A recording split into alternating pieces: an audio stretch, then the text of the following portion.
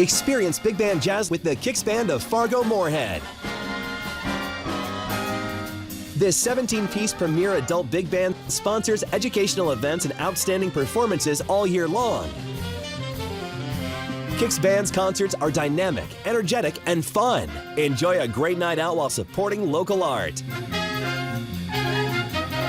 For more info on future events, friend FM Kicks Band on Facebook and check out fmkicksband.com.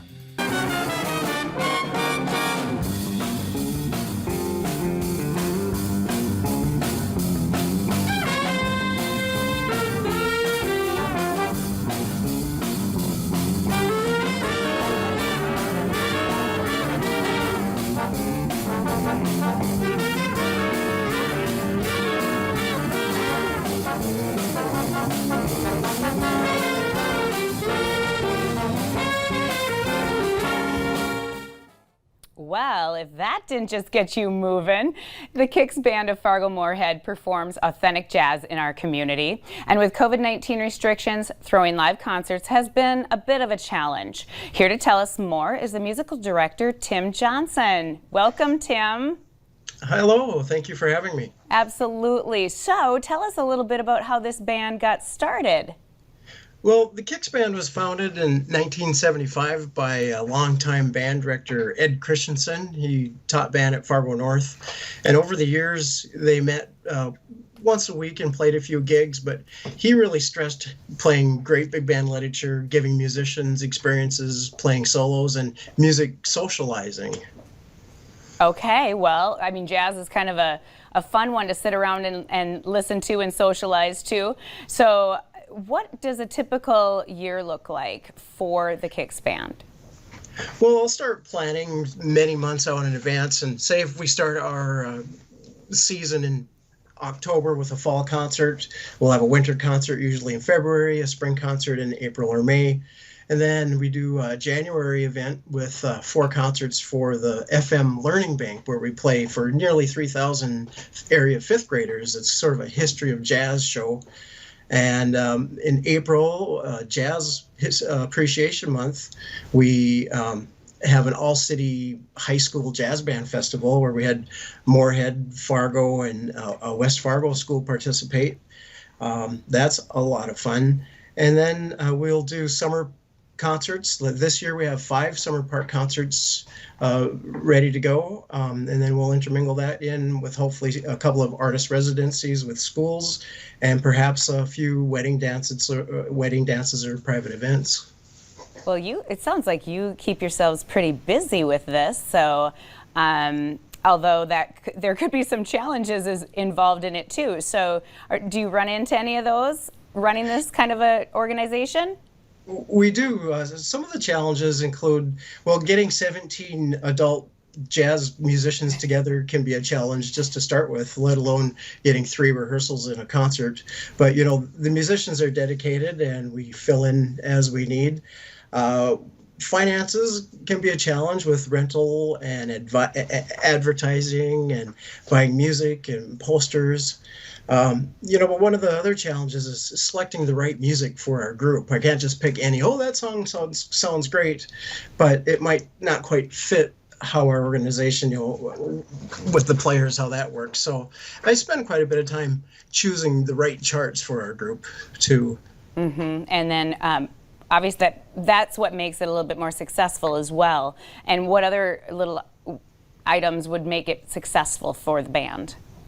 Well, in addition to the musicians and the talent that they provide, it's the people that come to our concerts and support us with the accolades after the concerts. We're our donors that provide some financial support, and the students that we get to work with. It just really is inspiring.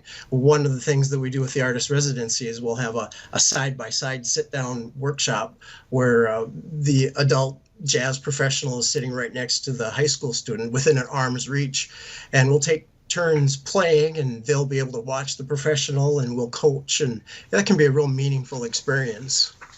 That sounds like a lot of fun.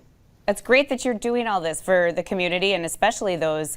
I love that you are putting all of your talent into the schools as well, and bringing that out. But you did mention something that kind of intrigued me. So private events like weddings. So how many of those do you book a year?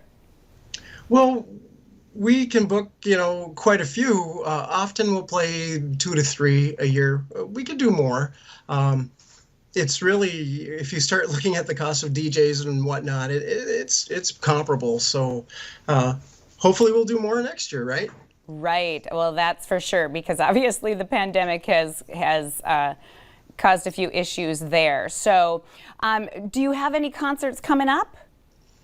We have some summer park concerts. Well, actually, we're scheduled for April 18th, but with, the COVID thing, I just don't think that's going to happen. Right. But on June 5th, we're going to be at the Detroit Lake Street Fair that evening, Saturday.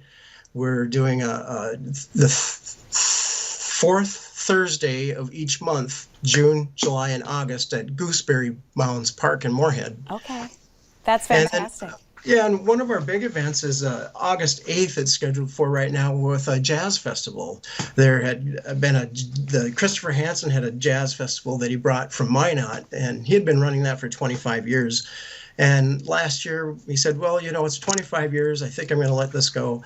And we said, hey, do you mind if we get on board and keep the jazz festival going? He said, sure. So we've taken that over, and we're going to feature local jazz groups, big bands, probably 5 to 7 different groups throughout the day. And the morning, our founder, Ed Christensen, he wrote this beautiful jazz mass, and we're hoping to perform that at one of the local churches the morning of August 8th. Awesome. Well, thank you so much, Tim, for being on. We appreciate it. And we'll post up on our website so that everybody can find out what your schedule is and where to locate you. And so thank you so much for being on the show today. www.fmkicksband.com, and you can keep up to date. Thanks so much for having me. Thank you so much. Coming up on today's show, a North Dakota man almost lost his life to a farm accident, and we're going to hear more about it.